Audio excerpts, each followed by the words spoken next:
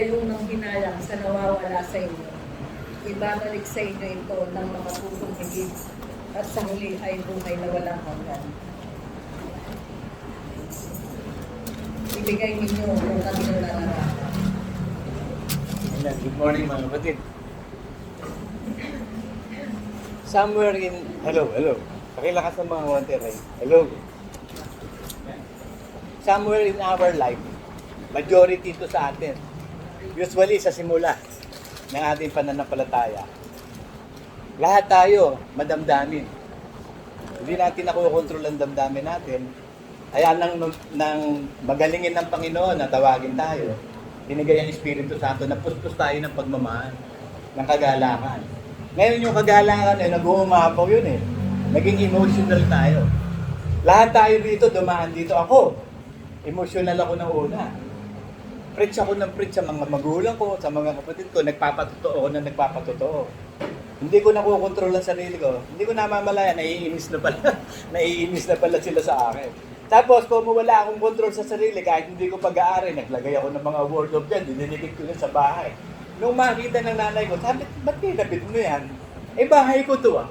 Ako, sorry, nay, kasi, overwhelmed ako eh. Kailangan sundin natin ang word of God. So, ipinipilit natin na yung ginawa natin, gawin nila. Ipinipilit natin na yung pananampalatayang binigay sa atin, gawin din nila. Pero there is time for everything eh. God has a purpose.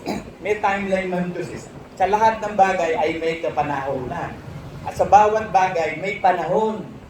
Hindi ko mo naging Kristiyano tayo eh. Patotoo tayo ng patotoo, gagawin din nila yun. Hindi, there is time for everything. Merong panahon para sa kanila. Sabi sa Ecclesiastes 3:1 eh. Sa bawat bagay ay may kapanahonan. At sa bawat bagay may panahon. So let's wait.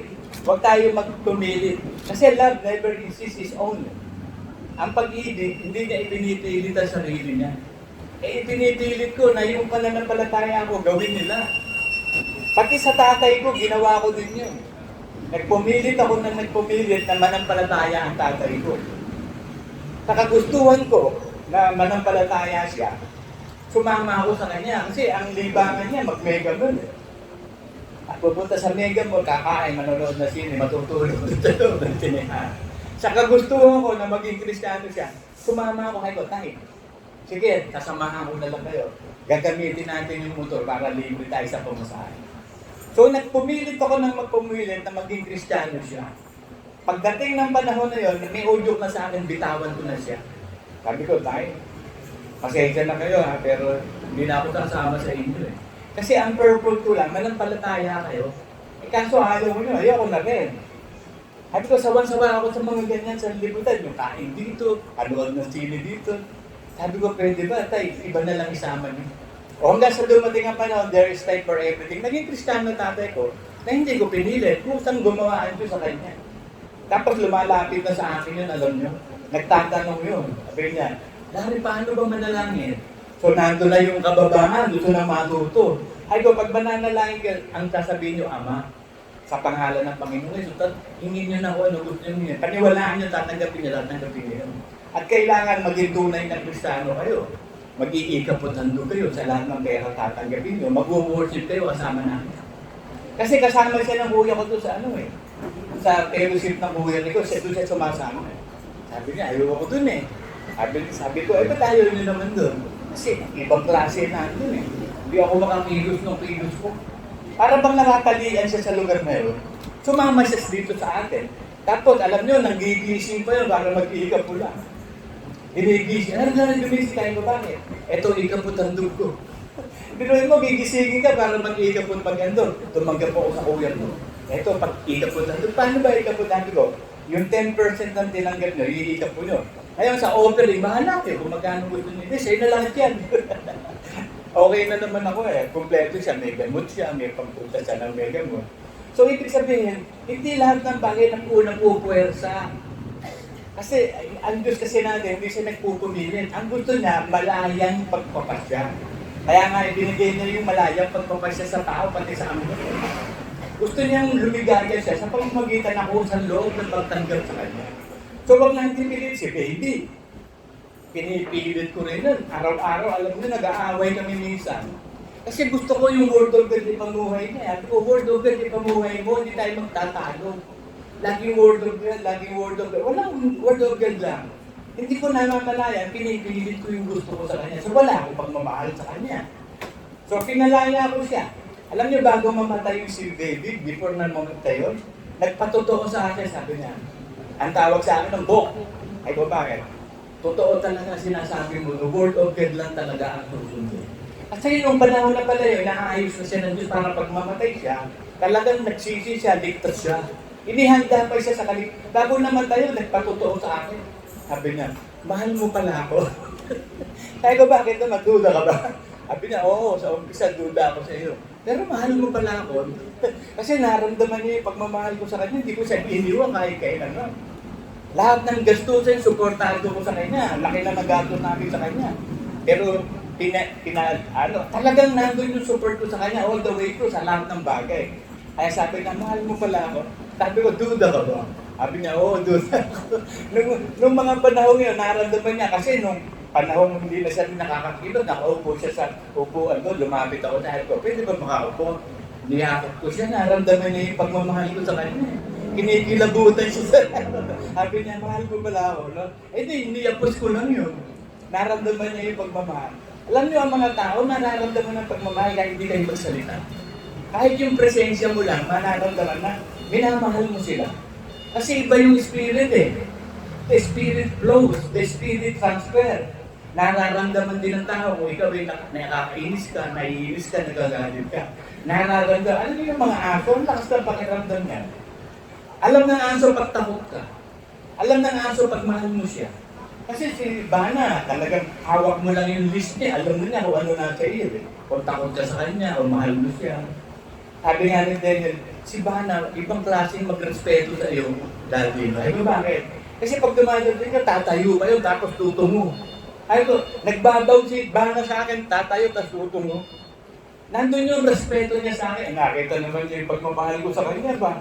Walang oras na hindi ko siya pinakakain, iginagala. Ngayon hindi ko nakaya. Buti na igagala nito. So, mga kapatid, huwag natin ikupuwersa. Hayaan natin Diyos ang gumawa. Kasi sabi ng Panginoon sa 2 Corinthians 3:17 eh. Ngayon, ang Panginoon na Espiritu. Kung saan nandun ang Espiritu ng Diyos, nandun ang kalayaan. So, malaya. Mga anak ko, talagang pinalaya ako ng todo yan. Maliit pa sila. Kahit wala pa silang masyado karunungan, pinalaya ko sila. Gusto ko matuto sila kasi sila magdidesisyon sa sarili nila. Aasa sila sa sarili nila at sa Diyos lang. Eh madalas ako mapagalitan din ng nanay ko din eh. Kasi nung araw, wala pa naman laptop, walang computer, walang desktop. So ang laro ng mga game ng family computer, yung maliit na family computer, eh usually, Mario Brothers ang laro nun, saka Battle Tank eh. Sabi ng nanay ko sa nga dito lari, ikaw talaga ba ginagawa mo sa anak mo? Ay ko, bakit? Eh alas 12 na, gising pa yung mga anak mo. Patulugin mo na yan. Ay ko, ano ba problema sa hindi pagtulog? Eh mga bata ba yan eh? Sabi ko, naglalaro ng computer eh. Siyempre, napupuyat sila, gusto nila yun eh. Patulugin mo na yan. Pero yung pati pagtulog, sasabihin mo sa tao, hindi, hayaan nyo lang na eh. Darating ang araw, mapapakinabangan nila niya. Alam niyo na, ang pakinabangan ng lahat ng anak ko yun. Si Peter, si John, si Jembo, si Daniel. Naging mga call center agent, graveyard sila. Eh kung hindi sila nasanay ng gising lang sa madaling araw, napakinabangan nila. Puyat sila lagi, ng madaling araw. Yun mo, napakinabangan. Kasi lahat ng bagay na nangyayari sa atin, may plano ng Diyos. Tapos, pinagalitan na naman ako. Sabi niya sa nanay ko, bakit ba bumibili ka ng napakamahal na laruan? Kasi yung The Policeman, yung laruan mo araw, Robocop, ang mahal nun eh. Di battery yun eh. Sabi sa akin, bakit ang mamahal ng nilalaro? Nanay, bata yan. Maglalaro. So pag naglaro, bigyan mo na magandang laruan para malaro nila. Kasi usually ang ginagawa nila, pag may mahalagang bagay, nilalagay sa cabinet. Yung mga pagkain, nilalagay sa cabinet. Nakikita ko naman yung mga pagkain ko, darating araw, mabubulot to. Ang ginagawa ko, kinakain ko. Yung mga lunches nila nung araw, ang dami. Tsaka yung ang dami nilang pagkain na masisira na yun, kinakain ko. Labi nanay ko, May napapansin ako dito, sabi tayo nawawala yung lychees. Ay ko, kinain ko. Kasi hindi mo naman kinakain, nabubulog Tumatambok na yung lata. Ganun ang mga magulang sa sobrang tipid nila, hindi sila marunong. Tapos pati paglalaro ng bata, pinakikian naman. Ano ba mo ang bata? Maging bata. Darating ang panahon, gusto man naging bata niya, hindi naman magiging bata. Pagtanda niyan, puro problema habang bata, hamong maging bata. Pagkat ang bata ang tunay na pinagpala. Sa kanila mo makikita, sila ang tunay na pinagpala. Kaya sabi na Diyos, kung hindi kayo magiging katulad ng bata, hindi kayo papasok sa langit. Kasi ang bata, lagi lang siya malinaw ang isip, malinaw ang konsyensya, hindi siya nagtatanim ng galit, nag-e-enjoy siya sa buhay niya. Wala siyang pinoproblema. Pag tumanda tao, walang ginawa kung hindi mo problema. Walang ginawa kung hindi, mag-isip ng masama, mabuhay ng masama. Ganun nga, ba't tumatanda ito? Hayaan natin, yan ang stage ng buhay. Kita niyo lahat napapakilala. Tsaka yung pagdidesisyon sa buhay, maliit pa sila pinag-desisyon doon. Sinasabi ko sa kanila, ano ba nang gagawin niyo kung hindi kayo mamamatay? Hindi kayo masisementeryo, hindi kayo mapupunta sa ospital. Gawin ninyo. Do it in the glory of God. Lumakas sila sa lahat. Talaga, sila, self-reliant lahat. Kaya nga yung naging siyota pa nga ni Daniel, sabi nung naging siyota, sabi niya, bakit parang ikaw ang lalaki? Di ba ako ang lalaki? Kasi si Daniel talagang tumatayo sa sarili pa niya yan Ang napapasunod niya tuloy, yung lalaki. Sabi nung boyfriend, di ba ako lalaki? Gusto na lang sabihin din, oo nga, pero hindi ka lalaki talaga. Kaya mas lalaki pa si Daniel. Kasi naturuan ng bata na tumayo sa sarili pa, huwag umasa kahit ano. Pag may problema, solve ng problema. Kapag hindi masolve, lumapit sa akin lang. At kasi ang mag-asawa hindi dapat lumalapit sa biyanan. Alam niyo yung mga biyanan, sisirain nila pagsasama ng mag-asawa. Kaya si Eva at si Adal, walang biyanan Bakit? Manggugulo yun Kapag nag-aawa yun, pupunta yung babae o lalaki sa nanay niya. Naku, ang ikakamsin ng nanay, sabi sa'yo, masamang babae yan Iwalayan mo dito ka na sa amin. Ganon din doon sa lalaki. Iwalayan mo na dito ka sa amin. Pinaghihiwalayin nila. Kung nung bata na training na yan, mag-desisyon sa sarili na, lahat ng problema nila, sila magsusol.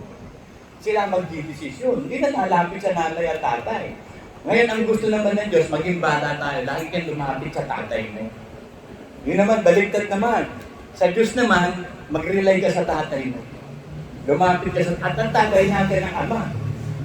Ang Ama ng Panginoong Hesus. Ang unang anak niya, panganay niya si Cristo, tayong lahat magkakapatid. So ang gusto ng Ama, maging reliant tayo sa Kanya. Mapalad ang tao walang ibang inaasahan kundi ang Diyos. Mapalad siya. Kaya tayo bilang Kristiyano, aasa lang tayo sa Diyos. Kahit walang maliit o malaking bagay, ihahabilin mo. Sabihin mo sa Diyos. Kasi kahit nga maliit na bagay, kung hindi pa hintulutan ng Diyos, hindi mangyayari. Kasi walang bagay na magaganap sa buong universe kung ayaw ng Diyos. Kaya yung mga millennial sasabihin, universe, help me. Ayaw ng universe. Di ba? Naririnig ko, nagkatanin ko, ang hahangal nito mga ito. Universe, likha ng Diyos yun. Tapos naasa ka sa universe. Aalisin nga ng Diyos ang universe, magagawa ng bago. Asa na yung universe mo? So hindi kasi sila marunong, hindi nila alam kung paano pananampalataya. Ngayon, natutunan na natin ang pananampalataya. Naintindihan na natin ang buhay. May nagtanong sa akin, sabi, kung bibigyan ka ng isang pagkakataon na mabubuhay kang maguli, ano gusto mo?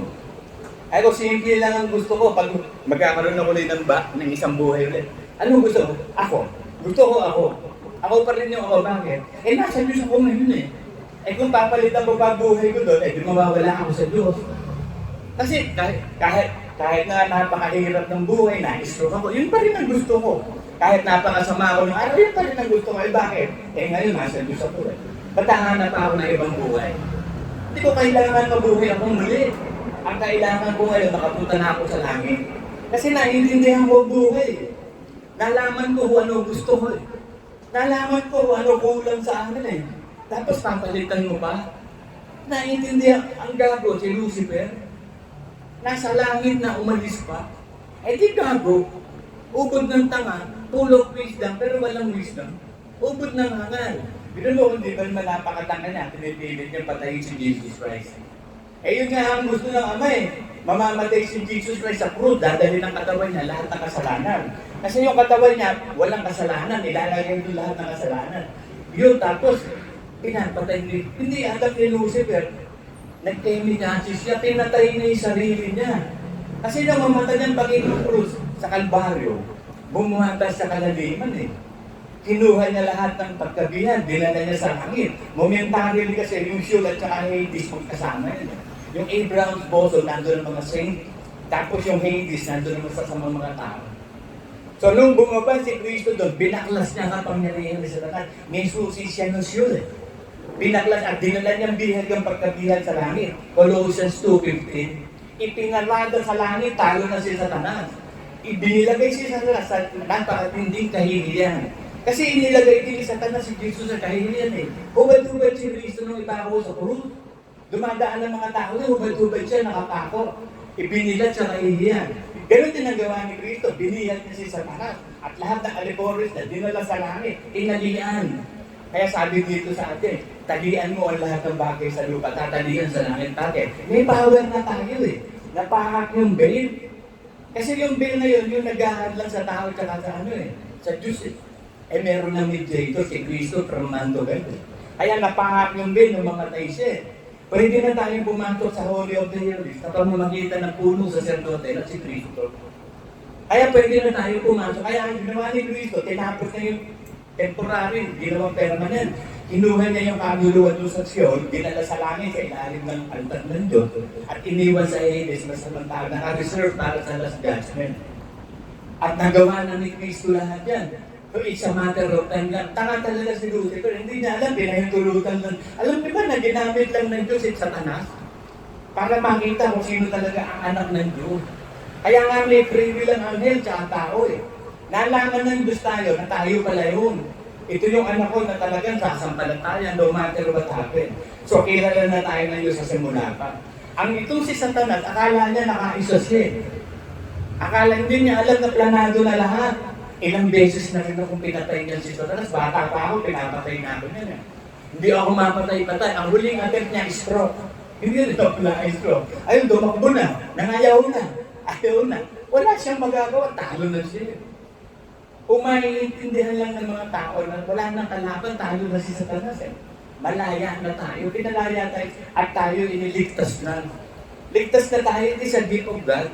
Kaya lang, kailangan dumaan tayo sa proseso ng experiencing born again. Kaya nga sabi doon sa pinagsasama nila yung born again Christian. Excuse me.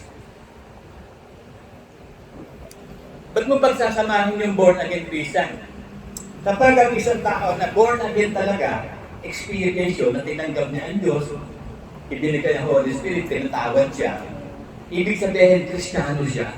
So pag ikaw tunay na born again, ang tawag sa iyo, Kristiyano. Tagasunod ni Kristo, Kristiyano. Pag hindi ka pa nag-born again ng tunay, hindi ka pa Kristiyano, unbeliever ka. So pag na-born again ka na talaga, Kristiyano ka na. Kasi maraming sinasabi na born again sila. Totoo ba yun?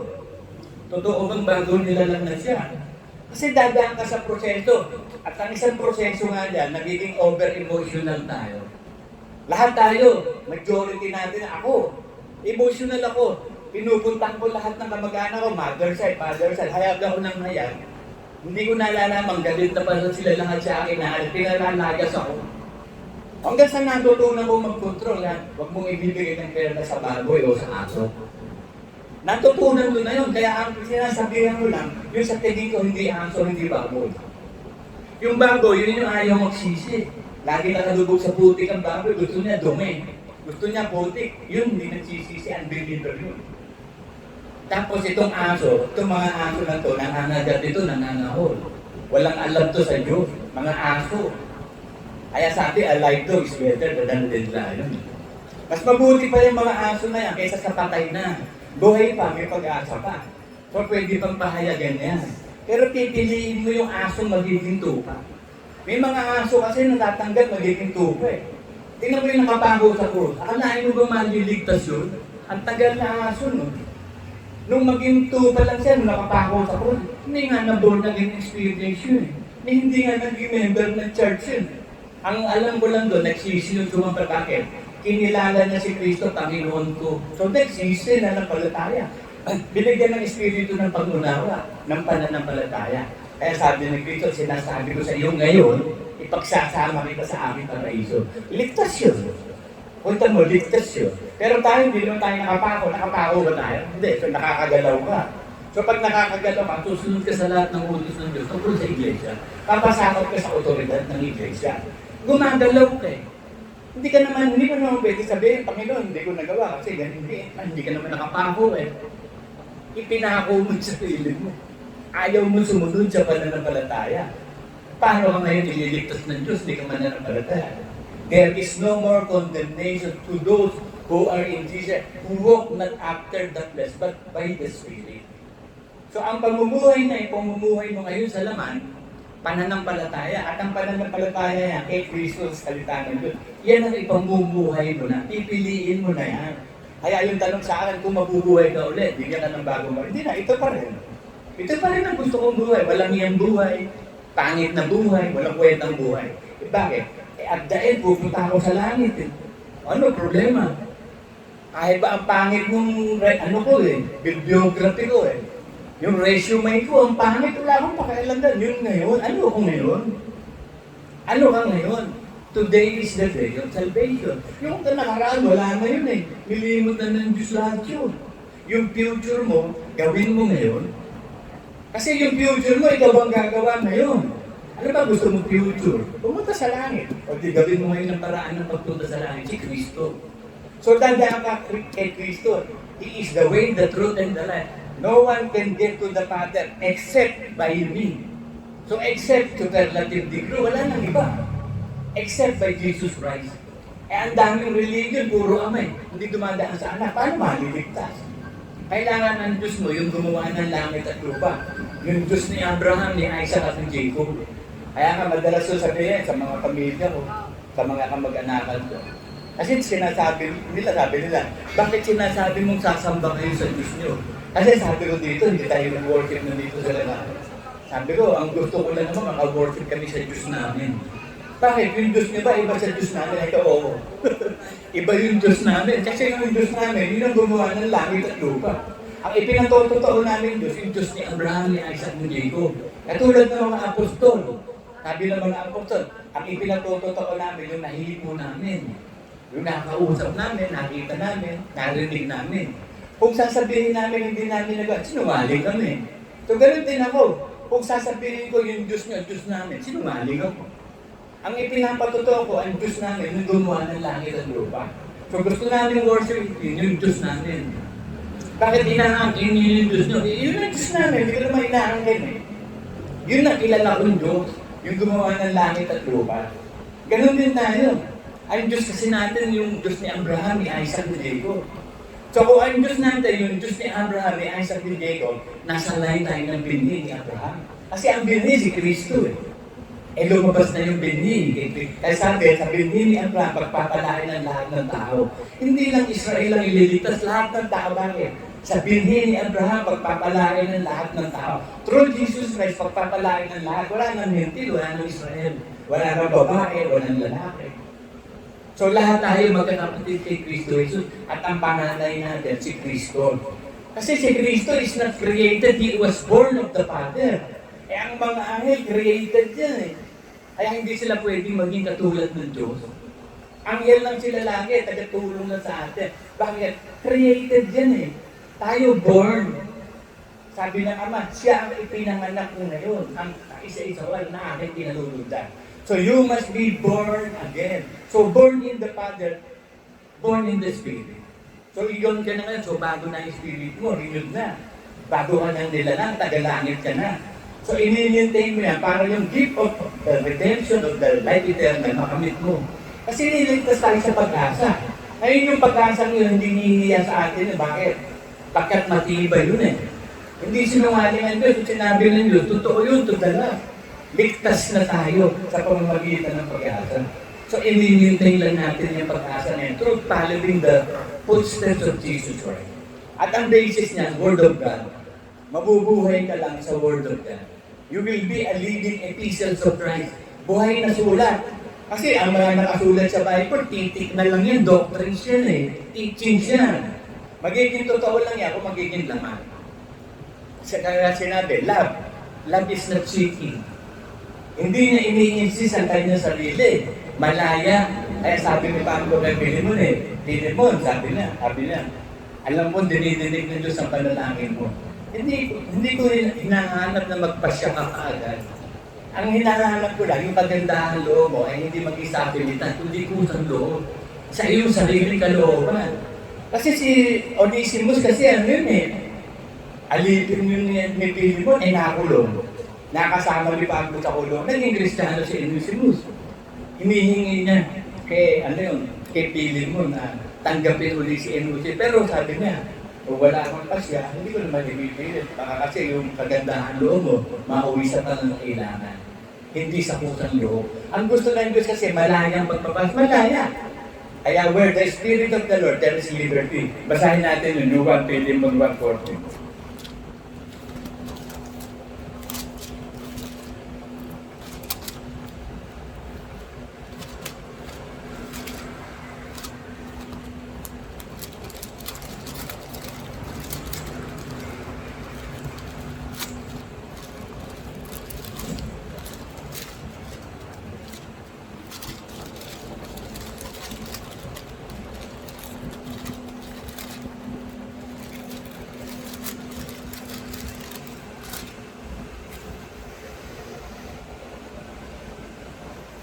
Philemon 1:14.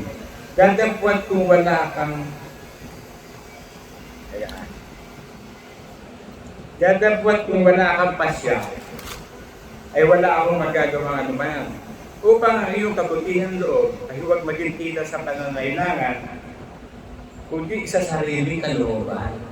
So, sariling kalooban, yun ang gusto ng Diyos. Ang gusto ng Diyos, yung sasampalataya, sariling kalooban niya. Gusto niyang sumampalataya. Sa millennium period, pababayaan ng Diyos sa mga tao. Titignan ng Diyos sino yung may gustong sumampalataya kay Kristo. Pero sa bandang huli, pag pinalabas ulit si Satanas, aakitin na naman ni Satanas yung mga tao. Halos lahat yun sasama kay Satanas. The last rebellion against God. Lahat halos na nandun. Kaya ang kaligtasan ng bandang ngayon si Kristo. Pag hindi sumunod sa utos ng Kristo, patay agad. Yun ang judgment to, patay agad. Kaya nga tayo mapalad kasi dinala tayo ng Panginoon sa dispensation of faith. Ang dispensation ng pananampalataya natin dito sa panahon ito is by faith. Kaya nga binibigyan tayo lagi ng Diyos ng pag-asa sa pagsisisi. Hindi katulad ng anghel. Kasi heavenly being yung created yun eh. Pag gumawa sila ng kasalanan, wala na silang pag-asa. Hindi na patatawarin. Kaya nga sabi ni Jesus, nakita ko si Satan na bumabaksak. Parang lintik, galing sa langit, ibinaksak eh. Inali sa langit, ibinaksak eh. Bakit? Suwain eh. So ngayon, ibabaksak ko din na yan, dito na sa lupa, sa tribulation period na. Sa tribulation period, si Michael na magbabaksak sa kanya. Doon sa mga babasa ko sa TikTok o sa manan, na ang daming anghel, ganito. Kayo maniniwala doon, Bible lang ang basis. Ang basis lang ng truth is the Bible. Kasi gustong-gusto nilang ilabas yung Book of Enoch at Jubilee. Yan ang napapansin ko sa internet. Pinipilit nila ang mga tahimuking basahin ng Book of Enoch at saka yung Jubilee. Ako hindi ko binasa pareho yun. Nag-discern ko na lahat kung ano nando. Kontra sa Bible, lahat ng nando. Lahat, pero i-describe doon yung mga watchers, yung mga poet. Hindi naman ako interesado. Ang interesado ko sa kaligtasan ng kaluluwa. Ano kung malaman mo lahat ng pangalan ng mga angels? Lahat na, may nangyari ba? Wala naman na. Kung ikaw ay nananampalataya, hindi na kailangan ng ibang karunungan na yan. Hayaan mo na sa kanila yan. Ibinigay sa atin ng Diyos ang espiritu ng karunungan kung paano maliligtas. Kaya ang binigay sa atin ng Diyos sa Bible, yung lahat ng paraan lang ng kaligtasan. Kita niyo, wala nang makikita sa Bible about the watchers, about the fallen angel. Isang verse lang, Genesis 6:4. Wala na. Ina-attribute nila yung sinaanak, yung hindi naman mag-wala na, ubos na lahat ng tao. Sabi sa Genesis 7:17-21. Ang lahat ng mga nilalang noon, mga hayop, patay lahat yun. Walang naligtas. Tapos sasabihin, meron daw gaya, ubos na nga wala na nga lahat eh. Pero mo, kumikilos yung kanilang kaisipan. Sa internet, maging discernful kayo dyan sa pagbabasa, sa panunood. Pag napansin mo, wala na sa Bible, tigilan mo na, baka malasong ka. Delikado yan. Lalo ngayon, yung false teachings, false price, ang daming false doctrines. Naglipa na sa internet yan. Kung may scammer sa mga online, scammer din yan, mga yan sa Bible. I-scam ang buhay mo yan. Aalisin ka sa pananampalataya. Isa lang ang basis. Isaiah 34:16.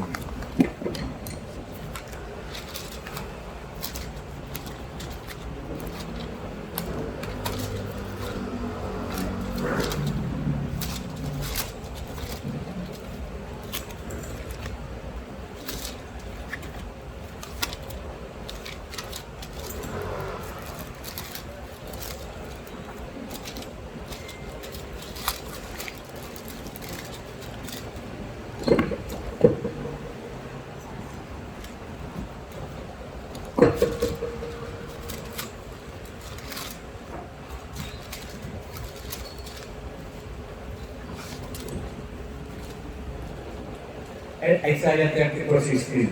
At iyong saliksikin sa aklat ng Panginoon. So aklat ng Panginoon, yung ipinatulat ng Panginoon na inspired na Bible book. Saliksikin nyo sa aklat ng Panginoon at inyong basahin. Kahit isa sa mga ito hindi magkukulang. Kahit isa sa kanila hindi magkukulang. So wala nang pwedeng idagdag pa. Walang mga kailangan ng kanyang kasama. So hindi mo kailangan ng bukong inom o jubilee. Hindi mo kailangan yan. Sapat na nga itong Bible eh. Walang mga kailangan ng kanyang kasama sapagkat iniutos ng aking bibig at pinisan sila ng kanyang Espiritu Santo. So pinisan ng Espiritu Santo ang lahat ng inspired book. Tapos bibigyan ng authority mga hari, presidente. Kaya sabi ng Bible sa Romans 10, pasahod kayo sa mga pamunuan, sa mga presidente, sa mga hari. Binigyan ng authority si King James. Na ang basis lang ng truth about Christianity is King James Version. Pasahod ka doon, sabi ng Romans 10 eh. Lahat ng mga otoridad ibinigay niya sa tao ay galing sa Diyos. Kaya yung pag-aari ng King James noong araw, King James na 11 yata siya. Yun yung in-announce ng King James na ang basis ng faith of the Christian ay yung kanyang King James Version na. Wala nang iba. At makikita mo naman sa history, sa pagbabasa mo, talagang King James, yung old, wag yung new. Yung new King James Version, corrupted din yun. Parang Antichrist yung King James Version na, pero corrupted Antichrist. Yung old King James Version lang, ang mahirap lang naman din, yung thou. Hindi da yun, yung thy, ay di da rin yun. Thyself, and then yourself, o ourselves. Wala, yun lang naman na mahirap dun eh. Eh, ang ginawa nila, o momentan si Satanas, napalitan, pinalitan pati yung mga verses. Inalis yung 1 John 5:7. Sa New King James Version, wala nun. Pero sa Old King James, nandun yung 1 John 5:7.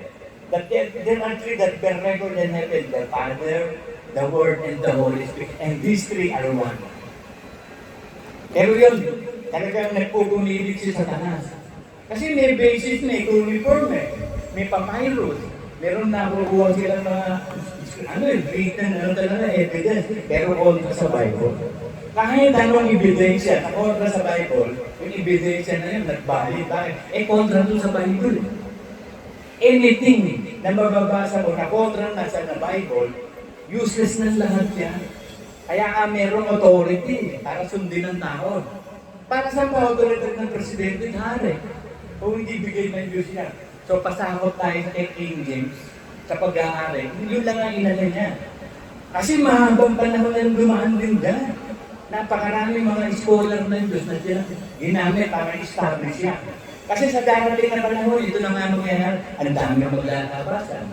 The Gospel of Thomas, the Gospel of Mary Magdalene. Paano ka maniniwala yan? Sa Gospel na yan. Tignan mo yung karakteristik. Si Magdalene, hindi naman pinapayagan ng Diyos na mag-preach ang babae o mamuno ang babae sa lahat. Tapos gagawa ka ng Gospel. Si Doubting Thomas, may doubt nga yun eh. Ano susulat niya? May doubt nga yun eh. Duda ka na dun eh.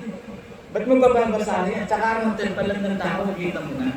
Sabi ko nga eh, pag manonood kayo sa Netflix, Kasi ang dami mag-ano, ang gaganda ng title eh. Ang tingnan nyo sino yung bida. Halimbawa, ang title, Out of Fire. Tingnan mo sino yung bida. Pag yung bida na yung kilala mo na, check magandang pelikula na yun. Kasi ang mga may pangalan ng mga character actor, binibigyan ng malaking ang Netflix, ang laki ng budget yun. Kasi wala nang nanonood halos ng sili na yun. Yung Netflix, hawak niya ng buong mundo. Kaya mag-subscribe ka. Gumagawa sila ng pelikula sa sarili nila. Bumabayad sila sa mahuhusay ng mga actor and actresses. Nakita niyo yung mga actor-actress nasa Netflix din. Ako, libangan ko lang Netflix. Wala namang iba eh. Ano paglilibangan mo sa loob ng bahay? Magbasa ng Bible, manalangin, manood ng TV. Gusto ko maglakad ng maglakad, hindi naman ako makalakad. Ang nilalakaran ko yung table. Ikot lang ako ng ikot ko. Every 30 minutes, ikot, tapos basa uli ng Bible. 30 minutes naman, ikot. Yung mga call center agent, lagi kayo nakaupo. Ang hirap, dapat tatayo, mag-e-exercise, mag-stretching, para magkaroon ng flow ng blood sa paa hanggang sa ulo. Kailangan take a break. Ang hirap niya, lagi nakaupo. Hindi nagsisirkulit. Lalo na yung mga graveyard. Hindi nakakatulog sa tamang pagtulog. Ay, gusto naman bahala. Nakakatulog ka naman. Kasi ang pinakamagandang pagtulog, before 10 to 3 p.m. to 5 p.m. Kasi dyan nagre-repair ang natin eh. Ang katawan natin, ang mga damages nerves. Kaya yan ang ginawa ng Diyos na pinakatahimik na oras na makakatulog ka ng mahimbing. I-repair yan ng katawan. Lahat ng sakit mo, i-repair. Pero kailangan, kumain ka ng tools. Kasi may mga tools, ang tools, pagkain, hindi naman mga gamot eh. Yung gamot, kukontrolin lang yung sakit mo, hindi ka pagagalingin. Ang magpapagaling sa iyo, yung kinakain mo. Kaya sabi ng Diyos, makakain niyo lahat ng bunga ng bukong kahoy sa hardin. Pero yung bunga ng pag-aalam, huwag yung kakain. At ang mga dahon, ang magiging pangpapagaling sa buong bansa. At ang kakainin nyo, yung bunga ng mga halaman na nagbubunga, mga punong kahoy, yan ang inyong magiging pagkain. Kasi yan ang gamot sa katawan. Habang kinakain nyo, ginagamot ang katawan mo. Eh, nung araw ba, may paracetamol. Nung araw ba, may doktor na nag-check up na ikaw may diabetes. Wala naman eh. So ano lang ang ginagawa ng mga niluno natin? Pag-gising sa umaga, nag-aharap na nakakainin, drawing mo exercise yun. Panig-panahog sa bundok yun, pinagpapawisan yun. Kaya pag nakapatay silang baboy damo, kakainin na nila yun, iihawin. Wala namang paraan ng pagluto mo, kundi ilaga at saka paihaw. Puro healthy yung paraan na yun eh, puro mamantika yun eh. Nung araw ihaw nilaga na. Pag nakakain sila, para sila mga buhaya o ahas. Pag nakakain na marami, tapos na, hindi nakakain. Tinan mo yung mga ahas, pag nakalulo ng kalabaw, isang buwan na, usog. Yung buhaya, pag nakakain din ng kalabaw, o mga tama na, ando na yun. Isang buwang hindi nakakain yun. Hindi mo mamatay. So pwedeng kumain ng isang beses lang, hindi 3 times a day. Kasi yan ang in-apply sa atin sa modern world. 3 times, breakfast, lunch, saka dinner. Ang gusto lang ng Diyos, yung mabusog ka, tapos pag busog ka na, nutritional yung kinain. O pagkakain naman nila ng mga hangin na hindi, maghahanap ng bunga kahoy. Hindi makarami mga bunga ng punong kahoy. Healthy pa mo, inaabot ng 900 years old, 800, 700. Eh ngayon hindi, pagdating mo na 70, pwede ka na mamatay. Hanggang 70 ang average ngayon. Pag ikaw umabot ng 80, pinagpala ka. Maganda ang takbo ng 80. Pag inabot ka ng 80, blessed ka lang talaga. Usually, 70 lang talaga. Eh si Bruce Lee nga, napakagaling. 30 years, patayin na yun. Halos lahat, ang dami na matay ang babata. Ngayon nga, ang babata na na-stroke. Ang babata ng mga nag-dialysis. Saan nga? Sa kinakain yan eh. Usually, ang kinakain ng Pinoy, kung hindi ka magkakaroon ng high blood, diabetes. Kasi yan ang tradition natin eh, yan ang pagkain natin. Kahit pag ikaw hindi nagpalit ng pagkain, wala nang bata hanggang sa tumanda, mamamatay ka ng komplikasyon ng diabetes, high blood, o kaya cancer. Kaya pag edad natin eh, mamili na tayo ng kakainin. Ngayon, pag may pera ka, bumili ka ng pagkain masustansya. May pera ka na eh. Gamitin mo yung pera mo para bumili ng mga pagkain. Nasa Google na lahat eh. I-search mo lang eh. What is the food for 60 years old and above? Meron sa tubig niya eh. Sudden loss of muscle. Hindi ka makakaiwas sa lalaki at babae. Pag tuntong mo ng 60, magdedegay na yung muscle mo. Kailangan sa pagtulong mo, kakain ka ng pan-prepare. Ang pan-prepare yan, mga proteins, itlog, yogurt, cottage cheese, walnut, almonds, yung mga nuts. Yung peanuts, hindi naman nuts yun. Yung coconut, hindi rin naman nuts yan. Yung peanut, hindi nuts yan, legumes yan eh. Yung mga nuts, yung mga walnuts, almonds, yung mga yan, asustansya. Pero yung hindi nuts, nagkukunwa rin nuts, peanut. Hindi naman nuts yun eh, legumes yun. O di ba? So pag natututunan mo yan sa AI, pinapaliwanag naman. Kasi pag tumatanda na tayo, para maalagaan mo katawan mo, kasi sabi ng Diyos, alagaan mo ang templo ng banal na Espiritu, atin yung katawan ang templo ng Espiritu Santo. Pag-ingatan nyo, pag-ingatan niya sa pagkain. Kaya sabi na, huwag kayong kakain sa bunga ng pag-aalam ng tama at mali, mamamatay kayo. So ang pangpatay sa atin, yung kinakain natin. Yun ang bubuhay din sa atin, yung kinakain natin. Eh kasi lahat ng mga synthetic drugs yun eh, side effects yan eh. Ako nga, hindi na rin ako makaalis dyan eh. Gusto ko nang alisin, pero nung inalis ko, tumaas yung blood pressure ko, tumaas yung blood sugar ko, bumalik ulit ako. Pag-aaralan ko naman ang katawan ko. Mag-maintain talaga, kasi long term yan eh. Hindi naman ako kumain ka ng magandang pagkain. Okay, hindi, long term yan eh. Kahit anong gamot, bibili ka ng mamahaling yun, sabi for 17 days, magaling ka na. Hindi, long term yan, bibili ka ulit. Ituloy-tuloy mo pag-inom mo, ba't kababase ang mamahal? So pag meron kang pagkain na makakabuti sa katawan mo, kainin mo lagi yun araw-araw. Ito nang mahirap yung maintenance kasi ang tao, tigas ng mukha eh. Katulad ko, maintain ako ng maintain, hindi ko ma-maintain. Ang tigas ng mukha ako. Ay sabi ko, Lord, ikaw na ang bahala, hindi ko kayang gawin ito. Kahit anong control ko sa sarili ko, na ito lang ang naiili ko, hindi rin nangyayari. Kaya ikaw na lang, Lord, sabihin mo lang. Inaasal na lang ko lang sa iyo, Lord, hindi ko kaya eh. Hindi ko kayang alagaan na sarili ko na ito lang ang kakain ko, hindi ko magawa. So yung hindi ko magagawa, Lord, ikaw na lang ang gumawa. Kasi sasabihin nila, Lord, magaling ka na, magaling ka na. Diba easy? Easy yan. Easy lang yung paraan ng Diyos. Kasi ang daming hinihingi ng mga tao. Exercise niya, hindi ko narigali mag-exercise. Ang exercise ko lang, yung nakaupo ako. Yun na lang exercise. Pero pag pilay naman ako, bakal pa ako. So, yun ang importante sa atin. Gumalaw ng gumalaw. Lalo yung tumatanda. Pag umaabot ka na ng dapat galaw ka lang ng galaw. Kahit ano, basta gumagalaw. Kahit anong galaw, ang tawag ay sayaw. Ganun lang. Galaw lang ng galaw, mga kapatid. Huwag na hindi ka gagalaw. Tsaka yung breathing. Dapat pag gising mo sa umaga, nag-breathing ka na. Mahalaga yung breathing. Sinasabi kasi ng utak mo na buhay ka pa. Ready ka pa sa araw na ito. Mag-breathing ka, humihinga. Kasi ang breathing, buhay yun eh. Kaya nga, hiningahan ng Diyos eh. Ng espiritu ng buhay yung taong nilikha. Hiningahan ng buhay.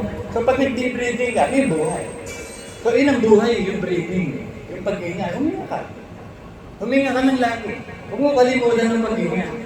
Dahil pag nakalimutan mo huminga, patay ka. Mga kapatid. Amen.